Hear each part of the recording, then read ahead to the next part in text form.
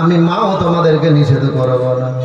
তবে তোমাদেরকে দাঁড় করার কারণ হলো যেহেতু তোমরা যুবক বলে জানে ছোট, যেহেতু তোমাদের বয়স হালকা, না জানি ওইদিকে 22,000 সৈন্য থাকবে, আর ওই 22,000 সৈন্যর মোকাবিলায় তোমরা যুদ্ধ করতে যাবে, না জানি ওই দিককার সৈন্যকে দেখে তোমরা ঘাবড়িয়ে যাবে, আর সৈন্যকে ঘাবড়িয়ে তোমরা হয়তো আবার ডেরার দিকে চলে আসবে। যার জন্য আমি মা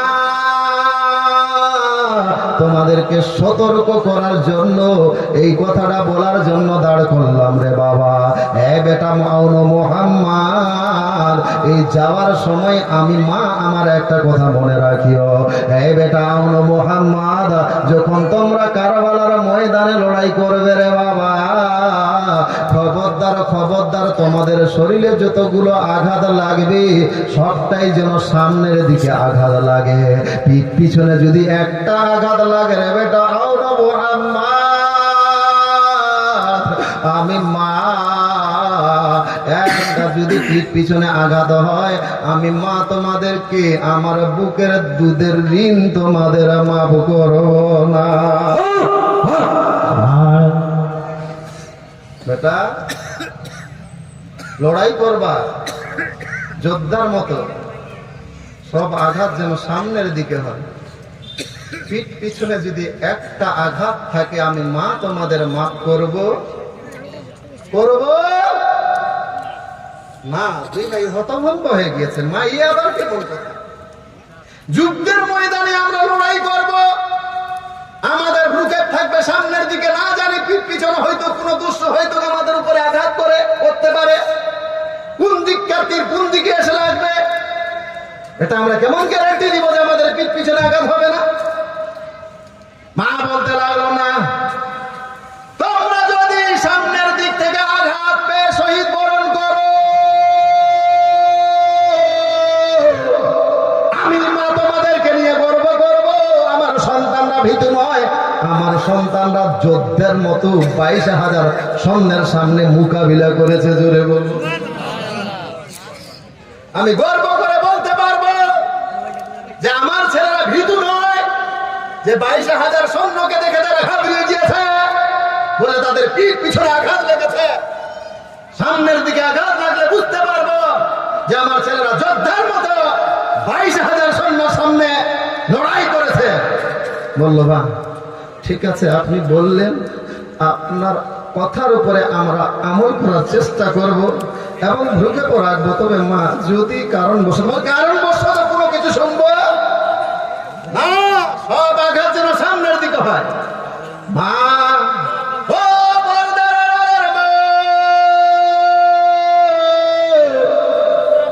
আপনার ছেলে যে স্কুলে লেখাপড়া করে, সেই স্কুলের ছেলেদের ক্লাস, আপনার ছেলে যেই ক্লাসে পড়ে, ওই ক্লাসের ছেলেদের যদি সবারই জ্বর হয়, আপনার ছেলেকে আপনি পরের দিনে আর স্কুলে পাঠাতে চান না, যে না জানি ওই ছেলেদের জ্বর হয়েছে, আমার সন্তানের হয়তো জ্বর ধরবে না, তোমাকে কয়েকদিন স্কুলে যেতে হবে না।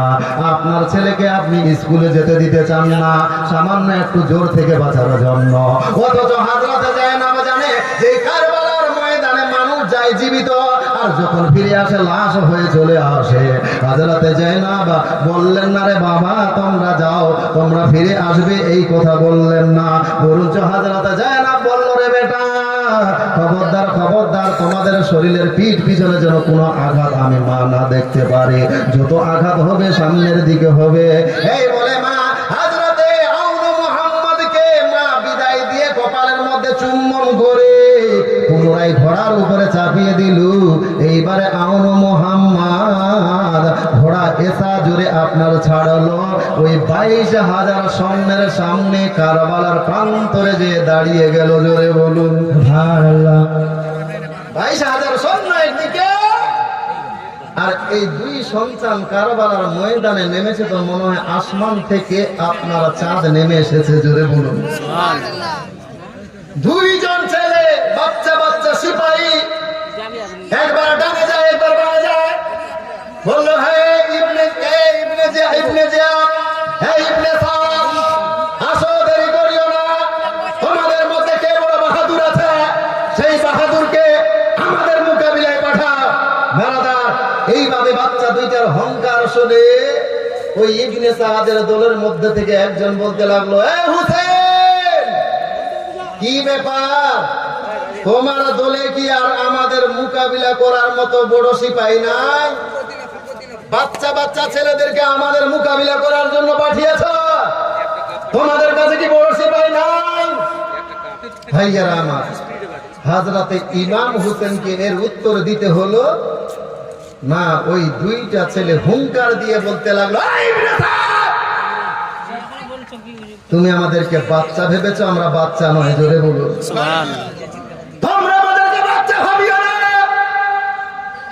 এই বাহুর মধ্যে হায়দারে কাররারের রক্ত রয়েছে, জোরে বলুন।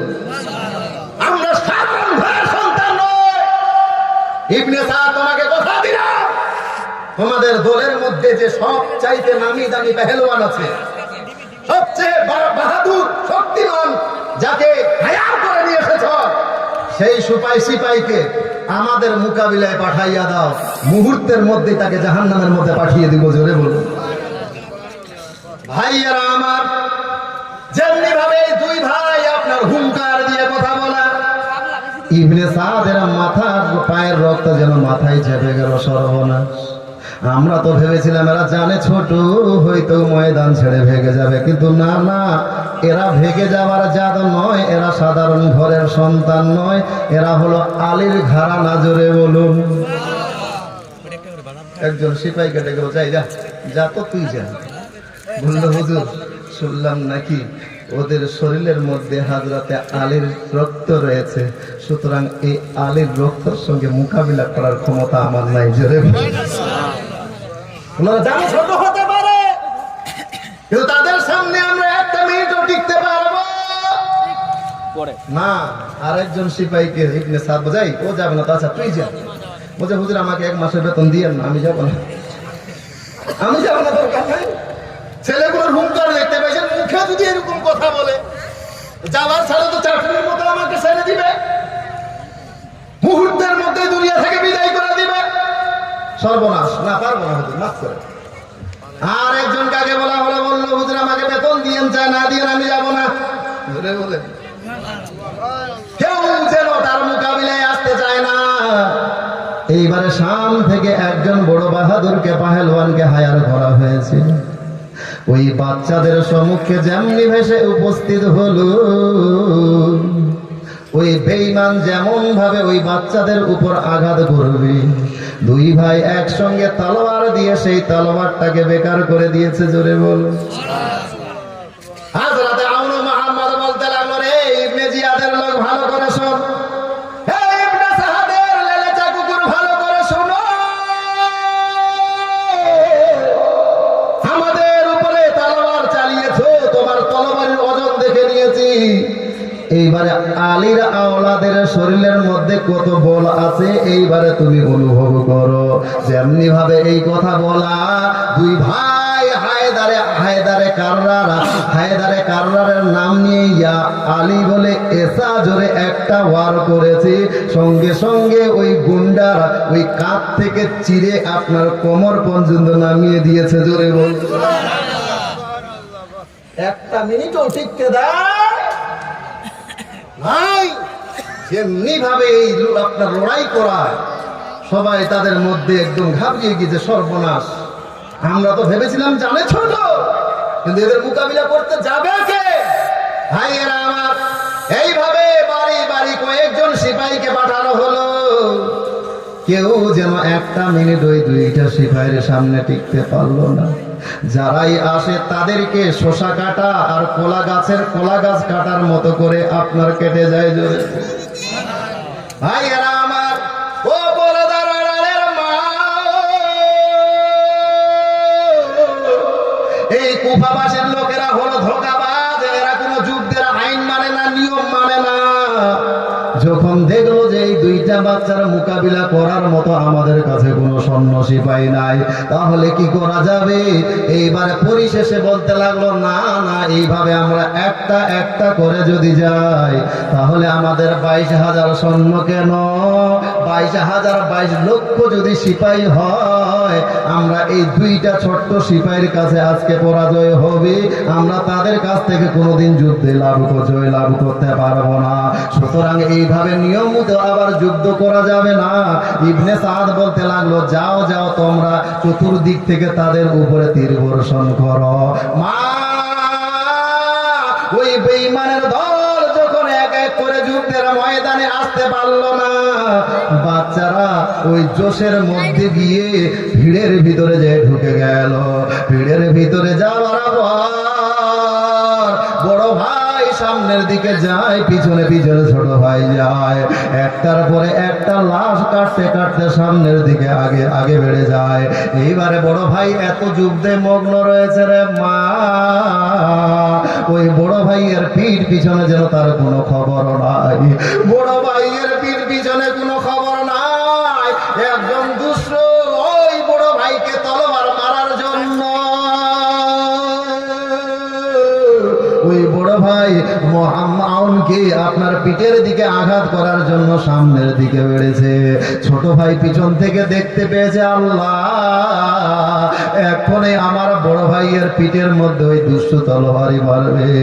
আমার মা আমাদেরকে আসার টাইমে নসিহত করেছে, রে বাবা খবরদার খবরদার যেন তোমাদের পিঠের দিকে কোনো আঘাত না লাগে।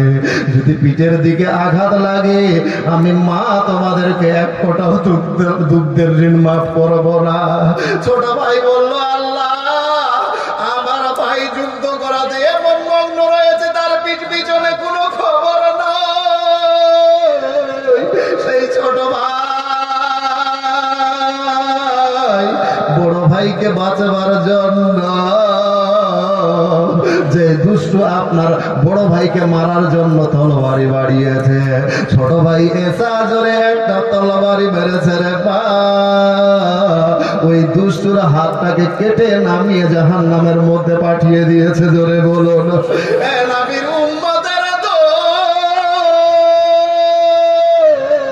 ছোট ভাই বড় ভাইকে বাঁচাবার জন্য মগ্ন হয়ে গিয়েছে, কিন্তু তার পিঠ পিছনে কোনো খবর নাই।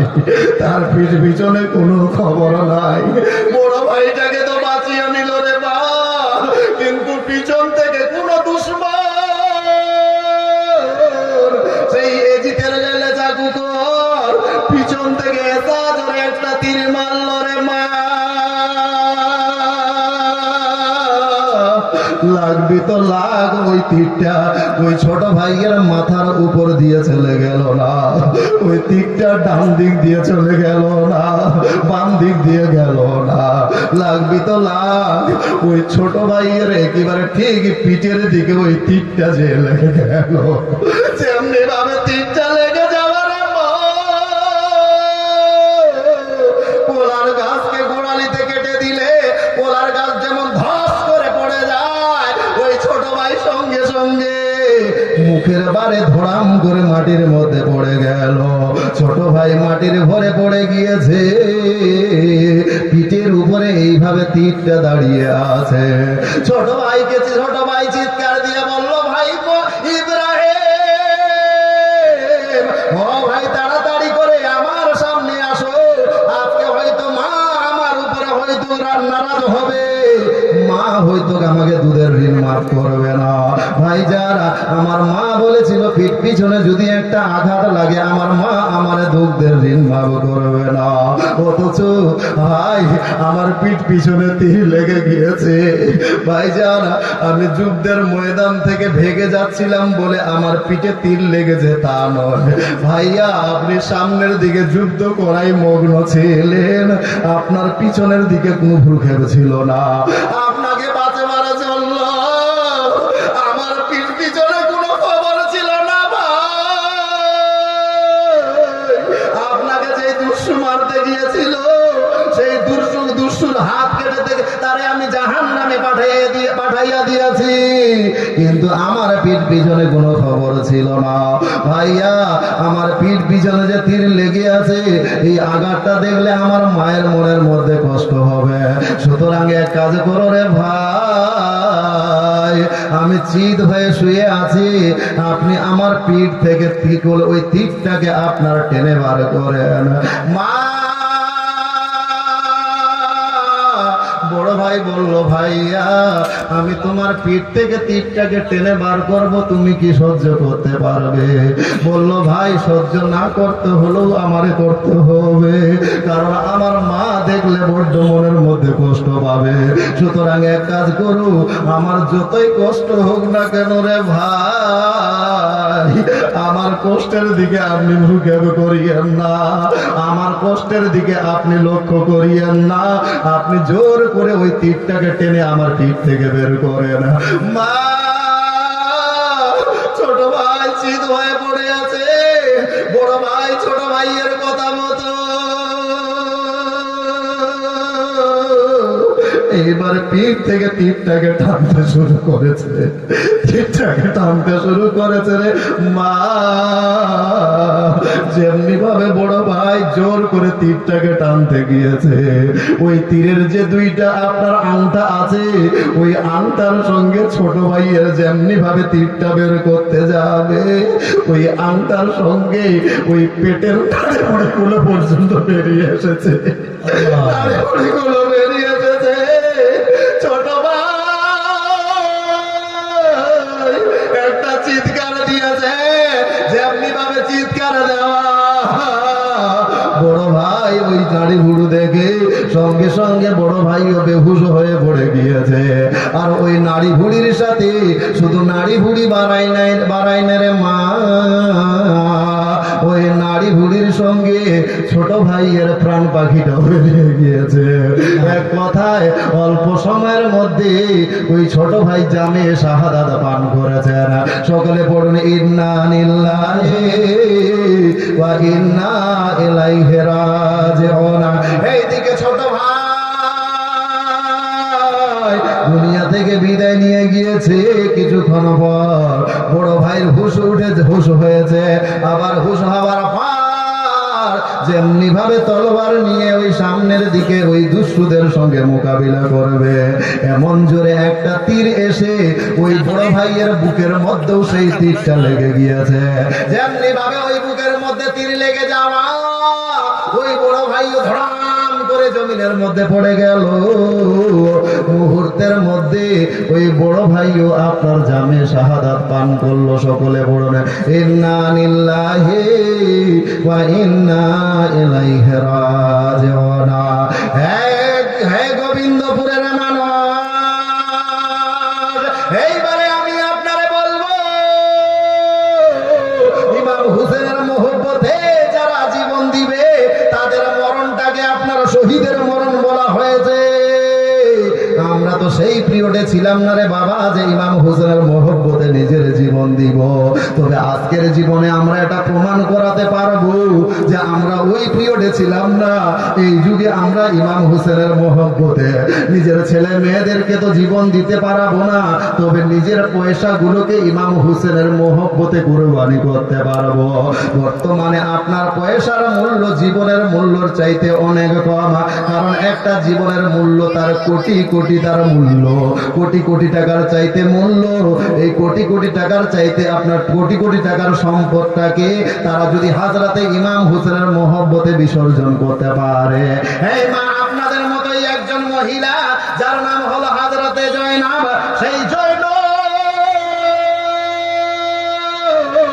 একটা নয় দুইটা নয়, মায়ের কাছ থেকে সন্তানই সব থেকে আদরের হয়, সবচাইতে জান প্রাণ মায়ের কাছে সন্তানরা হয়। হাজরাতে জয়নাব একটা নয় দুইটা নয়, দুইটা সন্তানকে ইমাম হুসেনের মহব্বতে আপনার কুরবানি করলেন। আমি আপনাদের বলবো রে মা, আপনাকে এই কথা বলবো না যে ইমাম হুসেনের মহব্বতে আপনার বাড়ির সন্তানটা আপনার কুরবানি করতে হবে, না রে বাবা না, এত বড় সম্পদ আপনি কুরবানি করতে পারবেন না। কারণ জীবনের চাইতে আপনার টাকা পয়সার চাইতে জীবনের মূল্য অনেক বেশি। কথা ঠিক না ভুল? ঠিক। কি জীবনের মূল্য বেশি না টাকার মূল্য বেশি? জীবনের মূল্য বেশি। অনেকেই বললেন টাকার মূল্য বেশি। আচ্ছা, টাকার মূল্য যদি বেশি হয়, আপনি 3 তলা বাড়িতে আছেন, 6 মাসের মাথায় বোম্বাই দিল্লিতে হয়তো আপনার কি বলে ঠিকাদারি করতেন, 6 মাসের মাথায় আপনি 1 কোটি টাকার একটা বান্ডেল নিয়ে এসেছেন। 1 কোটির বান্ডেলটা এইভাবে সোফার মধ্যে সামনে স্ত্রী গন্তি করে আলমারিটার তালাটার লোক ছিল, ওটাকে খুললেন, খোলার পরে এইবারে ওই 1 কোটি টাকাটা বান্ডেলটা আলমারির মধ্যে ঢুকিয়ে দিলেন। যেমনি ভাবে আলমারির মধ্যে ঢুকিয়ে দিয়ে আবার সোপাই বসেছেন, তালা লক করে দিয়ে সোপাই বসেছেন। এমতো অবস্থায় আপনার বাড়িতে একটা 4-5 বছরের বাচ্চা ছিল। ওই বাচ্চাটা দৌড়িয়ে এসে সোপাতে এসে বলে, আব্বা তাড়াতাড়ি করে ঘর থেকে বার হও। বলো, কেন রে বাবা তাড়াতাড়ি করে ঘর থেকে বার হবো? বলছে, এই যে দেখো ছাদে ফ্যান হিলছে। কি হিলছে? কি হিলছে? ফ্যান হিলছে। তার মানে কি? কি ভূমিকম্প? ভূমিকম্প আপনারাই বলেন। 3 তলার বাড়িতে উপরে আপনি বসে আছেন, এইবারে বলেন যে আপনি ওই ফ্যান হিলা দেখে ওই যে 1 কোটি টাকা যে আপনি আলমারির ভিতরে তালা লক করে রাখলেন, আবার কি আপনি আলমারির তালা খুলবেন, তারপরে 1 কোটি টাকা বুকের সাথে জড়িয়ে ধরে তারপরে 3 তলা থেকে নামবেন? না শুধু জান নিয়ে নামবেন? কি নিয়ে? জান হে তো জাহান হে। জীবন থাকলে এইভাবে কোটি কোটি টাকা অনেক কামাতে পারবো, কিন্তু জীবন না থাকলে পারবো না। সুতরাং এই জীবনের কি বলে টাকার চাইতে জীবনের মূল্য অনেক কোটি কোটি টাকা মূল্য। সুতরাং বলবো আপনার কাছে জীবন চাইবো না, কেবলমাত্র হযরত ইমাম হুসেনের মহব্বতে আজকে আমি গোপালপুরের আপনাদের গোবিন্দপুরের সরজমিনে দেখতে চাই মাত্র 5 জন বান্দা আল্লাহ যাদেরকে সম্পদ দিয়েছে হযরত ইমাম হুসেনের মহব্বতে হযরত জয়নবের মতো। আপনাকে বলবো না তার সন্তানকে, আপনার সন্তানকে কুরবান করতে। না রে বাবা, এত বড় সম্পদ আপনি কুরবানি করতে পারবেন না। তবে 5 জন বান্দা যাদেরকে আল্লাহ সম্পদ দিয়েছে হযরত ইমাম হুসেনের মহব্বতে মাত্র 20,000 টাকা, 20,000 টাকা কুরবান করতে পারবেন। এই ভরা মাহফিলের মধ্যে আমার মন বলছে 20,000 টাকা নয়, 50,000 টাকা কুরবান করনেওয়ালা এই মেহফিলের মধ্যে আছেন। তবে 50,000 টাকা যদি আপনি চান নিজের মনে দিতে পারেন, তবে 50,000 আমি আবদার করব না, কেবল মাত্র 20,000 টাকা, কেবল মাত্র 20,000 টাকা। আমার মন বলছে আছে এখানে কোনো না কোনো বান্দা অবশ্যই আছে। মাত্র 5 জনের কাছ থেকে 20,000 টাকা করে নিব। যদি থাকে একটু আসবেন সামনের দিকে, আমার সঙ্গে মুসাফা করবেন, আপনার জন্য জান খুলে প্রাণ খুলে দোয়া করে দিব। ভাইজান দেরি করিয়েন না, ঝটপট করে তাড়াতাড়ি করে মাত্র এর জন্যই আপনার 5 জনের কাছ থেকে 20,000 টাকা। 20,000 টাকা খুব যে বেশি আপনার অ্যামাউন্ট চেয়েছি তা নয়। আপনাদের কাছে অনেক পয়সাওয়ালা ব্যক্তি এখানে আছে, অনেক পয়সাওয়ালা মানুষ আছে। সেই ব্যক্তিগুলোর কাছ থেকে মাত্র 20,000 টাকা এই মেহফিলের মধ্যে নাই বাবা, কেউ নাই? একজন আসেন না, একজন সর্বপ্রথম, তার সঙ্গে একটু মুসাফা করব। মাত্র 20,000 টাকা আপনাকে কুরবানি করতে হবে। যাবত জীবন যেই বাড়িটাতে থাকবেন সেই বাড়িটার জন্য 3.5 হাত জায়গা টাকা চেয়েছিলাম, কিন্তু এক ভাইজান হয়তো 20,000 টাকা নাই, পকেটে 5,000 টাকা ছিল। সেই ফাইজউদ্দিন ভাই শুনলাম নাকি বাপ দুনিয়া থেকে ইন্তেকাল করে গিয়েছে। চোখের মধ্যে অশ্রু জমা করে কাঁদো কাঁদো হয়ে 5,000 টাকা বাপের নামে দান করেছে। নিশ্চয় ওই ভাইজান আজকের মেহফিলের মধ্যে এসে অনুভূতি করেছে অনেকেরই বাপ জালসা শোনার জন্য এসেছে। তিনার যদি আব্বা বেঁচে থাকতো, না জানে তিনার আব্বাও হয়তো আজকের জীবনী বা জালসা শুনতে আসতো। এ দুনিয়ার মালিক, দয়া করে মেহেরবানি করে এই ভাইজানের দান তোমার দরবারে কবুল করে নাও, এবং এই দান কবুল করে তিনার আব্বার কবরের আযাবকে মাফ করে দিয়ে চিরতরে জান্নাতবাসী করিও। এবং যেই হাত দিয়ে পয়সা দান করেছে ওই হাতে কখনো অভাব দিও না, ওই হাতটা ধন দৌলতে ভরাইয়া দাও। সকলে বলুন আল্লাহুম্মা আমিন। 20,000 টাকা চেয়েছিলাম, 5,000 টাকা পাওয়া গেল একজনের কাছ থেকে। তাহলে 4 জন মিলেই কমপক্ষে দেন 5,000 টাকা করে, অথবা একাই একজন আপনার 20,000, অথবা 2 জন 10,000 করে 20,000 টাকা। আমার মন বলছে হয়ে যাবে, বলেন দেখি কিনা? জাহিদুল হক নারায়ে তাকবীর, নারায়ে রিসালাত। জাহিদুল হক সাহেব 500 টাকার দাতা, জনাব জিন্দাবাদ। সুজন রশিদ কোথায় বাড়ি? গোবিন্দপুর। 500 টাকা না 1000 টাকা? 786 টাকা। সুজন রশিদ আপনার গোবিন্দপুর নিবাসী, 786 টাকার দাতা, জনাব জিন্দাবাদ। আর বলেন, কিন্তু ওই শুনলাম মৌলানা পিয়ারুলের হাতে 786 টাকা দিয়েছেন, আর আমার হাতে 786 টাকা ডেকে হইল। 7,086 টাকা দিয়েছে ওর হাতে, আর আমার হাতে 700 টাকা। কই ওই ভাই দিতে পারবে না? পারবে না? আচ্ছা বাদ দেন। হ্যাঁ, কে বলে তাড়াতাড়ি দেন। আমি দেন 100, আপনার 120 টাকা। গোবিন্দগঞ্জ থেকে কে? সমাজ সেবা ক্লাব, একটা গরু। আমাদের গরু চাইনি, তাও দিয়ে দিলাম। একটাই গরু, একটাই হয়েছে। সমাজ সেবা ক্লাব থেকে কয়জন মিলে? গোটাই গ্রাম মিলে একটা টিম, সবাই মিলেই তো একটা গরু। তাহলে এটা কি 1 কুইন্টালের গরু হতে হবে? এতগুলো মানুষ মানে কি ওই ছোট আড়িয়া দিলে হবে না? ওই ভাই কোথায় আছে? কমপক্ষে 1 কুইন্টাল লিখে রাখেন। ওখানে লিখে রাখেন তো 1 কুইন্টাল লিখে রাখেন তো। আমার কথা বলছে দেনওয়ালা কই? আচ্ছা হয়ে যাবে। আসসালামু আলাইকুম। আপনারা বিভিন্ন গ্রাম থেকে এবং গোবিন্দপুর গ্রামের মানুষ, মা বোনেরা, খালারা, আপনারা 3 দিন ব্যাপী এই জীবনী এবং জলসা উপভোগ করছেন, আখিরাতের সম্বল সঞ্চয় করছেন। আপনারা জানেন যে এই গোবিন্দপুরের জলসা আপনাদের সবার সহযোগিতায় এই গোবিন্দপুরে ঈদগাহ, মসজিদ, মক্তব আছে। আমাদের গোবিন্দপুরে যেটার অভাব, আমরা অত্র এলাকার মানুষের কাছেও বলেছি যে গোবিন্দপুরে আমাদের কবরস্থান ভালো নেই।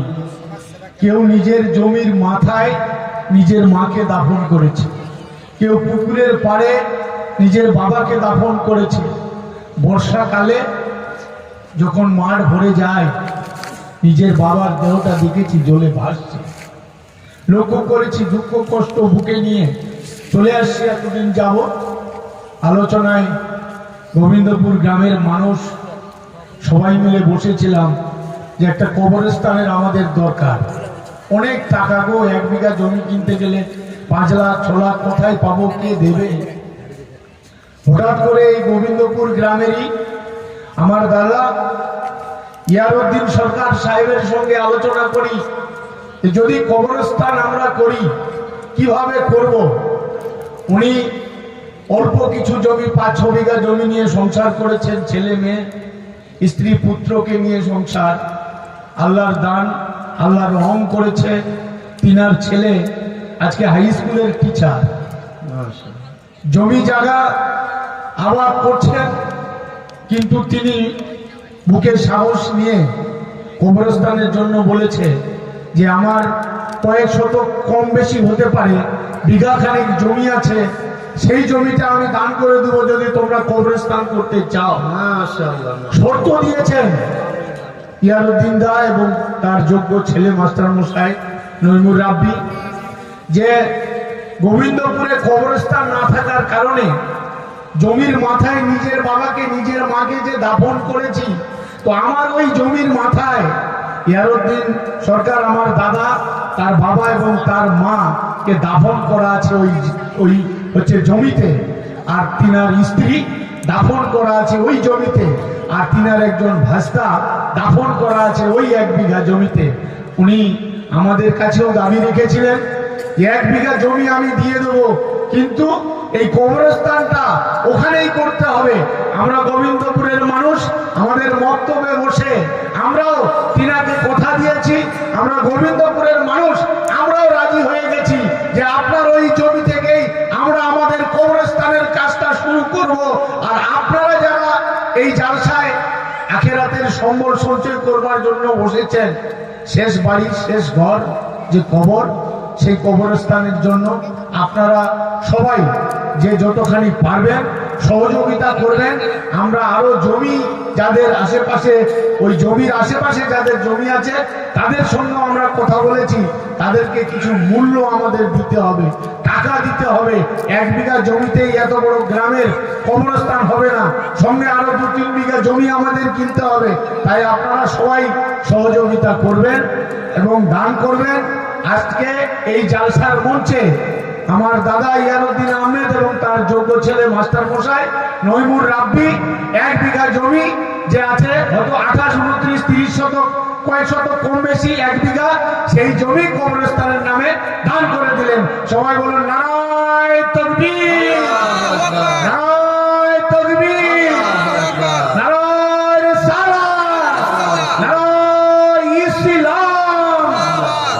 আলাইকুম। মাশাআল্লাহ, দেখেন বহুত দেখেন। বহুত আমি 20,000 টাকা চেয়েছিলাম, আমি ভাবছি যে 20,000 পাবো কি পাবো না, কিন্তু কইছে যে আমরা 20,000 দেনেওয়ালা নয় মৌলভী সাহেব। এখন বর্তমানের যুগে কত বিঘা আপনার দিকে মনে হয় 5 থেকে 6 লাখ, 6 লাখ টাকা বিঘা। যে মৌলভী সাহেব আমরা 6 লাখ টাকা দেনেওয়ালা, চলেন মৌলানা 20,000 নয়, পুরা 1 বিঘা জমি কবরস্থানের জন্য দান করে দিচ্ছি। আমিন আমিন। আল্লাহর কাছে দোয়া করব ভাই, এটা খুব বড় উদ্যোগ নিয়েছেন ইনারা।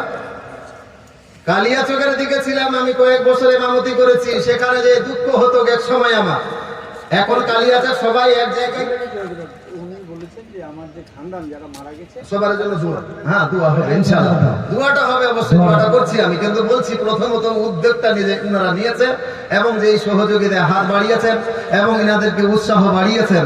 মা কালিয়াচক আজকে বিভিন্ন জায়গায় যারা হয়তো নিজের নিজের জমিতে আপনারা কবরস্থান করছেন, এটা পরক্ষণে ক্ষতিটা কি? আজ হয়তো আপনার পিরিয়ড পর্যন্ত দেন। আচ্ছা, আপনার নাতির নামে দিলেন। আমিন আমিন। আল্লাহ যেন এই বাচ্চাটাকে মেধাবী তৈরি করে আমিন। সমস্ত রোগ ব্যাধি থেকে রক্ষা রাখে, সকলে বলুন আল্লাহ। হাফেজ ও কারিনা। খুব সুন্দর চেহারা, আল্লাহ পাক রাব্বুল ইজ্জত প্রত্যেকের দান যেন কবুল করে, সকলে বলুন আল্লাহ আমিন। দেন তাড়াতাড়ি করে দেন, তারপরে বলছি কথাটা। আর এটা কেনা হাসিরউদ্দিন, হাসিরউদ্দিন সরকার 1000 টাকা, মোখলেসুর রহমান 500, আতিউর রহমান নিখরিপাড়া থেকে 500। নারায়ে তাকবীর, নারায়ে রিসালাত। সমস্ত দানকারী জোরে বলুন জিন্দাবাদ। ভাইজান বলছিলাম মা, এটা লাভটা কি এক জায়গায় কবরস্থান করা? আজকে যে নিজের নিজের জমিতে আপনারা বড়াই করে, অনেকে আমাদের এলাকাতেও হচ্ছে বড়াই করেছে, জমি আমার আছে, কি দরকার কারোর সঙ্গে সমঝোতা করার? দরকার নেই, আমার জমিতে আমি দিব কবর। এটা ঠিক আছে, 50 বছর খুব বেশি 100 বছরের ভ্যালিডিটি। 100 বছর পরে যখন আপনার জমিটা ভাগ বাটোয়ারা হবে, ওই কবরস্থান হয়তো পড়ে গেল কারোর নাতির কাছ থেকে বা তার নাতির কাছে, এইরকম করে পড়বে। যেমন কালিয়াচকে যে আমি জিয়ারত, রমজান মাসে আপনার কোরআন খানি করায় না, কোরআন খানির পরে কবর জিয়ারত করতে যেতে হয়, তো একটা ঘরের আঙ্গিনাতে আমাকে দাঁড়িয়ে দিয়েছে, মনে হচ্ছে এখানে আমার দাদুর কবর আছে। আঙ্গিনাতে আঙ্গিনাতে এখানে আমার দাদুর কবর আছে। মা, একটা কবরের কত সম্মান হানি হচ্ছে আপনি জানেন না? আমার রাসূলুল্লাহ বলেন, যদি তোমাদের জানা থাকে একটা সামনে রাস্তা থেকে যেতে গিয়ে একটা কবর আছে, ওই কবরের উপরে হেঁটে গেলে ওই মাইয়াতের কতটা কষ্ট হবে, এটা যদি তোমরা জানতে পারতে বা দেখতে পারতে, তাহলে ওই কবরের থেকে হেঁটে যাওয়ার চাইতে অন্য কোন রাস্তাতে যেখানে তলোয়ার গুলো খাড়া করা আছে, চকচকা তলোয়ার, সেই ধারের উপরে পাও রেখে হেঁটে যাওয়াটাকে পছন্দ করতে, কবরের উপর দিয়ে হেঁটে যাওয়াটাকে পছন্দ করতে না। জোরে বলুন সুবহানাল্লাহ। চিন্তা করতে পারেন, একটা কবরের উপরে বাড়ি হলে, মানুষ চলাফেরা করলে, তার সম্মান হানি হলে কতই না কষ্ট হয়। সুতরাং যখন সেপারেট সবারই এক জায়গায় সম্মিলিত ভাবে কবর হবে, সেটার হেফাজত হবে, কিয়ামত পর্যন্ত সেখানে বাড়ি ঘর হবার কোনো চান্স থাকবে থাকবে না। নাম্বার 1 ফায়দা। 2 নাম্বার ফায়দা হলো, যদি হয়তো আমাদের গ্রামে, আপনাদের গ্রামে 150 ঘরের বসত ধরলাম আমি, 150 ঘরের লোক কোনোদিন না কোনোদিন কেউ মারা গেল বা হয়তো কারো বাপের কবরের জিয়ারত করার ইচ্ছা করলো, ওই কবরটা যদি একাই অন্য জায়গায় থাকে, তাহলে একাই তার বাপের কবরের জিয়ারতটা হবে। কিন্তু কবরস্থানের মধ্যে যদি থাকে, তাহলে ওর বাপের কবর জিয়ারত করতে গিয়েছিল ঠিক, কিন্তু তার পাশে আপনার বাপের কবর আছে, আপনার মায়ের কবর আছে, ও নিজের বাপের কবর জিয়ারত করতে গিয়েছিল, কিন্তু তার বাপের কবর জিয়ারতের সাথে সাথে আপনার বাপের কবর জিয়ারতও হয়ে যাবে। জোরে বলুন সুবহানাল্লাহ। কবরের মাইয়াত সবচাইতে কি আশাবাদী হয়ে থাকে জানেন? চাতক পাখির মতো তাকিয়ে থাকে আমাদের দিকে। টাকা পয়সা মিষ্টি ওখানে পাঠিয়ে দিবেন না, ওটা আশা করে না। ওরা কেমন? যেমন সমুদ্রের মধ্যে কেউ ফেসে গেলে, যে সমুদ্রের মধ্যে একজন হাবুডুবু খাচ্ছে, ওর মন করবে কি, কেউ যদি একটু নৌকা নিয়ে আসা আমাকে বাঁচিয়ে নিত। কেউ নৌকা নিয়ে আসলেই আমি বেঁচে যেতাম, কেউ নৌকা নিয়ে আসলেই আমি বেঁচে যেতাম। তদরূপ একটা মাইয়া অপেক্ষায় থাকে, যদি কেউ আমার জন্য দোয়া করত, যদি আমার জন্য কেউ দোয়া করত, এই দোয়া করলে আমি কবরের আযাব থেকে পরিত্রাণ পেয়ে যেতাম। জোরে বলুন সুবহানাল্লাহ। সবচাইতে অপেক্ষমান হয়ে থাকে কবরের মাইয়াত, আমাদের দোয়ার অপেক্ষা করেন। সুতরাং একটা লোক যদি ওই কবরস্থানে যে দোয়া করে, প্রত্যেক জনের বাপ মায়ের কবরের জিয়ারত হয়ে যাবে, প্রত্যেক বাপ মায়ের দোয়া হয়ে যাবে। জোরে বলুন সুবহানাল্লাহ। সুতরাং বলবো খুব একটা বড় অ্যামাউন্ট চেয়েছি তা নয়। উনি যদি একাই আপনার 1 বিঘা দিতে পারেন, আমি তো 1 বিঘা কেন আপনার কাছে 50,000 টাকাও চাই নাই, 20,000 টাকা কেন দিতে পারবেন না ভাইজান? আসেন না সেই ভাইজান কি আছে, আসেন তাদের জন্য দোয়া করব। তবে প্রথমত এই ভাইজানের জন্য একটু দোয়া করব। হাত উঠান, আল্লাহুম্মা আমিন। ইয়া আল্লাহ পাক পরওয়ারদিগারে আলাম, আজকের মেহফিলের মধ্যে একজন তোমার বান্দা, ইয়া আল্লাহ পাক পরওয়ারদিগারে আলাম, সাহাবাখানার জন্য, কবরস্থানের জন্য, এই গোবিন্দপুরের সরজমিনে আপনার সম্মিলিতভাবে কাউরো আপনার কবরস্থান নাই, যার জন্য এটা উদ্যোগ নিয়ে এক জায়গায় করার জন্য এক বাপজি নিজের 1 বিঘা জমি কবরস্থানে দান করতে চেয়েছে। হে দুনিয়ার মালিক, দয়া করে মেহেরবানি করে এই ভাইজানের দান তোমার দরবারে কবুল করে নাও ইয়া আল্লাহ, এবং এই দানের ওয়াসিলায় তিনার কামাই রুজির মধ্যে বরকত নাজিল করিও ইয়া আল্লাহ। যেই হাত দিয়ে এই পয়সা দান করবে বা করেছে, ইয়া আল্লাহ ওই হাতে কখনো অভাব দিও না, ওই হাতটা ধন দৌলতে ভরাইয়া দাও ইয়া আল্লাহ। বারবার থেকে আলাম, ইনার বাড়ির কোন সদস্য যদি অসুখ ব্যাধিতে পেরেশান থাকে, দয়া করে মেহেরবানি করে আজকের দানের ওয়াসিলায় তারে সুস্থতা দান করিও ইয়া আল্লাহ পাক পরওয়ারদিগারে আলাম। এবং ইনার খানদান হইতে যারা ইন্তেকাল করে গিয়েছে, হয়তো বাবা মা ইন্তেকাল করে গিয়েছে, দাদা দাদি নানা নানি কবরস্থ হয়েছে, ইয়া আল্লাহ দয়া করে মেহেরবানি করে ইনার দানের ওয়াসিলায় ইনার আব্বা আম্মার কবরে আযাবকে মাফ করে দিয়ে চিরতরে জান্নাতবাসী করিও। দাদা দাদি নানা নানি যারা ইন্তেকাল করেছে, তাদেরও কবরে আযাবকে মাফ করে দিয়ে চিরতরে জান্নাতবাসী করিও ইয়া আল্লাহ। ইনার পূর্বপুরুষেরা যারাই কবরস্থ হয়েছে, এই দানের ওয়াসিলায় প্রত্যেকের কবরে আযাবকে মাফ করে দিয়ে চিরতরে জান্নাতবাসী করিও ইয়া আল্লাহ। তার সাথে সাথে কয়েকজন ভাই 500 টাকা, অনেকেই আপনার 1000 টাকা দান করেছে ইয়া আল্লাহ। প্রত্যেকের দান তোমার দরবারে কবুল করে নাও, এবং যারা যেই নিয়তে দান করেছে তাদের উদ্দেশ্য সফল করিও। রব্বানা তাকাব্বাল মিন্না ইন্নাকা আনতাস সামিউল আলিম ওয়া তুব আলাইনা ইন্নাকা আনতাত তাওয়াবুর রহিম। ওয়া সাল্লাল্লাহু তাআলা আলা খায়রি খালকিহি ওয়া রাসূলিহি মুহাম্মাদিন ওয়া আলিহি ওয়া সাহবিহি আজমাইন বিরহমাতিকা ইয়া আরহামার রাহিমিন। আমিন সুম্মা আমিন। বারাকা লা ইলাহা ইল্লাল্লাহু মুহাম্মাদুর রাসূলুল্লাহ। আল্লাহুম্মা সাল্লি আলা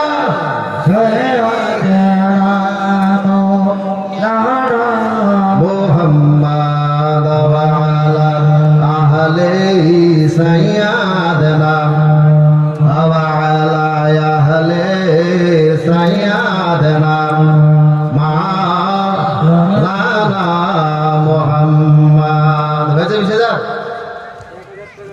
1000 লোক সেভিং ভাই।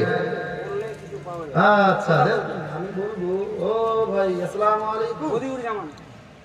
আসসালামু আলাইকুম।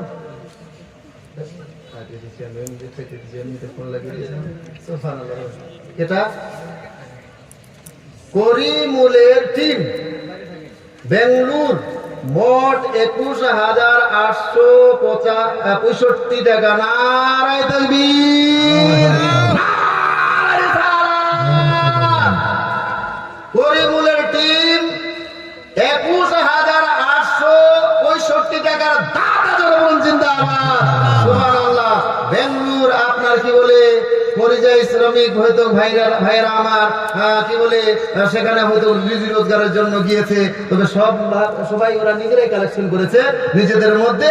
ভাইয়ারা খুব কষ্ট করে হয়তো দেখেন, একটা পুরুষ যদি নিজের জন্য রোজগার করত, ও পর্দার আড়ালের মা, আপনি কি ভাবছেন আপনার স্বামী আপনার ছেলে ওই যে বেঙ্গলুর বা বোম্বাইতে যে রোজগারের জন্য যায়, মা আপনি ভাবছেন খুব সহজ ভাবে এনারা ইনকাম করে নিয়ে আসেন? না মা, আপনি জানেন না আপনার স্বামী যে যেই জায়গায় যে কষ্ট করে উপার্জন করে আপনার জানা নাই। এই 20,000, 50,000, 1 লাখ টাকা যখন 6 মাসের মাথায় এনে আপনাকে বান্ডেলটা দেয়, আপনি ভাবিয়েন না যে খুব সহজ পদ্ধতিতে আপনার স্বামী এই পয়সাটা রোজগার করেছে।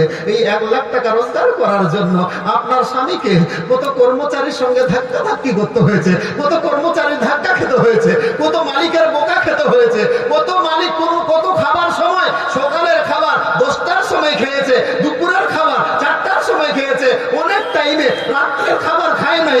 এইভাবে খেয়ে না খেয়ে আপনার জন্য, আপনার মুখে হাসি ফুটবার জন্য, আপনার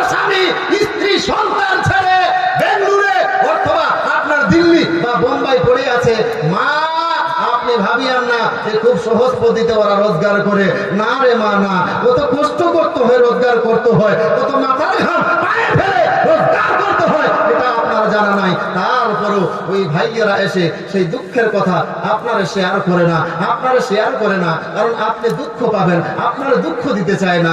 ও পর্দার আড়ালের মা, সেই স্বামীর জন্য, সেই ছেলের জন্য পারবেন না আজকে 5,000 টাকা করে দিতে, পারবেন না 1,000 টাকা করে দিতে, পারবেন না 2,000 টাকা করে দিতে? হ্যাঁ মৌলানা, আমার স্বামী ওই ভিন রাজ্যে আছে, তার জন্য একটা দোয়া চাই, তার জন্য 5,000 টাকা দিলাম, আমি 2,000 টাকা দিলাম, 1,000 টাকা দিলাম। মৌলানা, আল্লাহ আমাকে গরিব বানিয়েছে, তাতে কোনো দুঃখ নাই, কোনো দুঃখ নাই।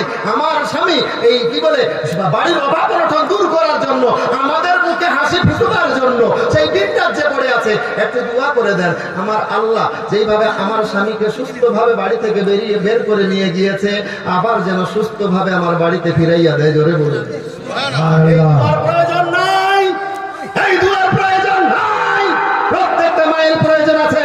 সুতরাং মাত্র 5,000 অথবা 2,000 অথবা 1,000, তবে অত্যন্ত বিনয়ের সহিত বলবো, আল্লাহ যাদেরকে 5,000 টাকা দেওয়ার ক্ষমতা দিয়েছে তারা কিন্তু 2,000 টাকা দিয়েন না। যারা 2,000 টাকা দিতে পারবেন তারা 1,000 টাকার খাতায় নাম লিখাইয়েন না। যারা যেমন সমর্থ সেই সমর্থ অনুযায়ী পয়সাটা দিয়ে পাঠান। আমি একটা ছোট্ট করে গজল বলছি, তারপরে ইনশাআল্লাহ পরক্ষণে আবার আলোচনায় আসছি। ওই গজলের তালে তালে প্রত্যেকটা ভাইকে বলবো, আপনারাও যারা দিয়ে পাঠাবেন পাঠাইয়া দেন, ইনশাআল্লাহ আপনার জন্য জান খুলে দোয়াটা করবো। আর একজন বাজি কি নাম? মোমেনা বিবি বেওয়া। আচ্ছা, মোমেনা বেওয়া, ইয়া আল্লাহ পাক পরওয়ারদিগারে আলাম, তোমার এক বান্দি মোমেনা বেওয়া স্বামীগত হয়ে গিয়েছে, সেই স্বামীর নামে 1,000 টাকা দান করেছে। দয়া করে মেহেরবানি করে এই দানের ওয়াসিলায় তিনি আর স্বামীর কবরে আযাবকে মাফ করে দিয়ে চিরতরে জান্নাতবাসী করিও। সকলে বলেন আল্লাহুম্মা। এটাকে